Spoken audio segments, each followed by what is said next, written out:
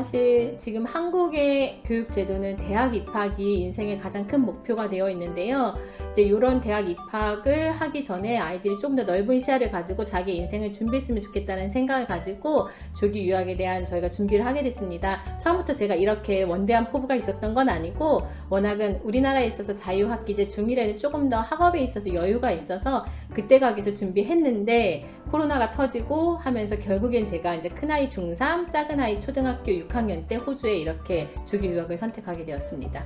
큰아이가 와서 호주에서 굉장히 잘 적응을 했고요. 본인이 호주에서 고등학교 교육과정을 갖다 마무리하고 대학을 진학했으면 좋겠다는 좀 의지가 있습니다. 본인도 한국에 돌아갔을 때 봐야 되는 수능의 그 무게감이 얼마나 큰지 좀 잘 알고 있고, 하고 싶은 분야가 IT와 이제 미술 쪽이기 때문에 한국에 돌아가서 대학을 진학하는 것보다 호주에서 이제 진학하는 것이 본인이 하고 싶은 것들 좀 더 폭넓게 선택할 수 있을 것 같다는 생각이 있어서, 저희가 처음부터 대학을 진학하겠다라는 결정을 하고 온 건 아니고 본인이 와서 공부해보면서 해볼 수 있겠다는 좀 자신감이 생기게 되어서 저희가 작은 아이는 한국을 갈 예정이고 큰 아이는 호주에서 대학까지 쭉 해서 진학할 예정입니다.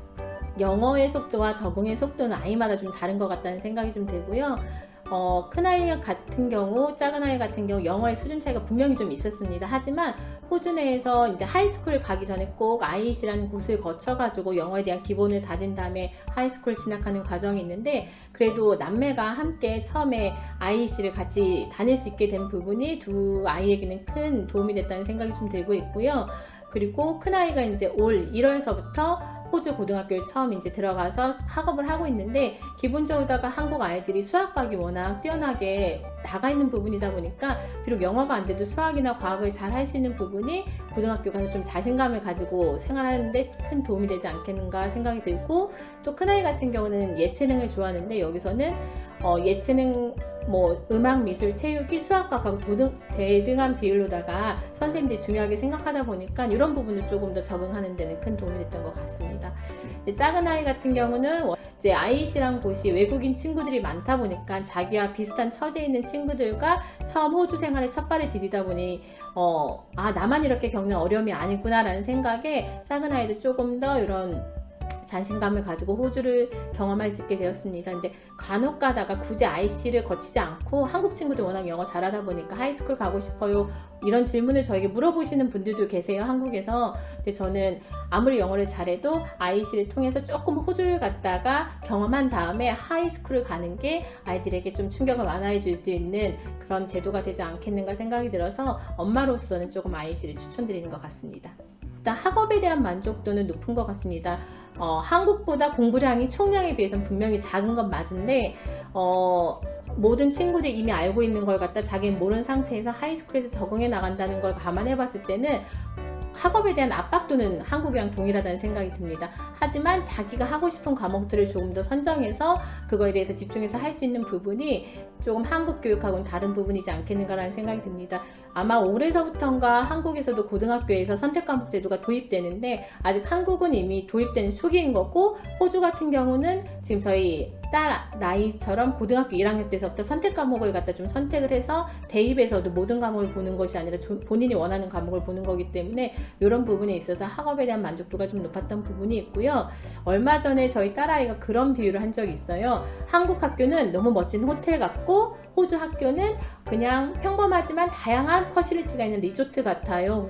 무슨 뜻이야? 라고 이렇게 물어보니까, 호텔은 모든 컨시어저 분들이 굉장히 친절하게 설명해주고 굉장히 기능이 높긴 하지만 엄청난 비용을 지불하잖아. 여기서 말하는 비용은 꼭 돈이 아니라 학생들이 엄청난 압박을 가지고 공부를 하는 부분을 이제 이야기하더라고요. 근데 호주 학교 같은 경우는 그렇게 엄청나게 좋은 것 같진 않은데 다양한 퍼실리티와 자기가 선택할 수 있는 것이 있어서 해볼 수는 있는데 아무도 가이드 해주진 않아. 그냥 설명서가 있어서 내가 하고 싶으면은 찾아서 해야 되는 부분이야. 그래서 한국에서는 자기주도 학습이 좀 어려웠었는데, 왜냐하면 대부분 학원에서 명확하게 가장 빠른 효율적인 부분을 갖다 제시했는데, 여기서는 자기가 찾아서 하다 보니까 자기주도 학습을 하지 말라고 해도 할 수밖에 없는 상황이 돼서, 작은 아이 같은 경우는 사실 IEC 생활 조금 길게 하고 있는데 한국에서 이제 사설 굉장히 프랜차이즈 영어학원에 다녔었는데 그때 너무너무 힘들어 했다라고 얘기를 하면서 이렇게 IEC를 통해서 그냥 친구들과 같이 스며들듯이 영어 공부하는 거에 만족한다는 얘기를 하더라고요. 그래서 이런 부분이 아이들에게 큰 좋은 영향력이 되지 않았나라는 생각이 듭니다.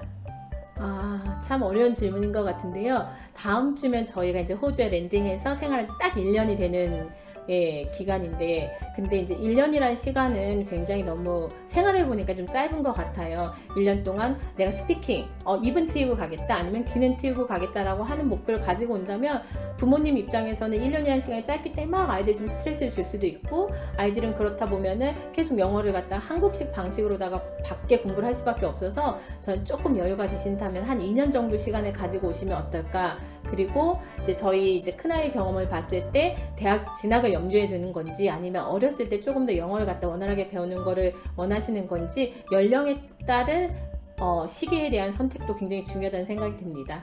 네, 오늘 조기와 관련돼서 좋은 경험담, 팁 알려주셔서 너무나 감사합니다. 네, 저에게 또 좋은 기회 주셔서 감사합니다. 네, 수고하셨습니다. 고맙습니다. 네.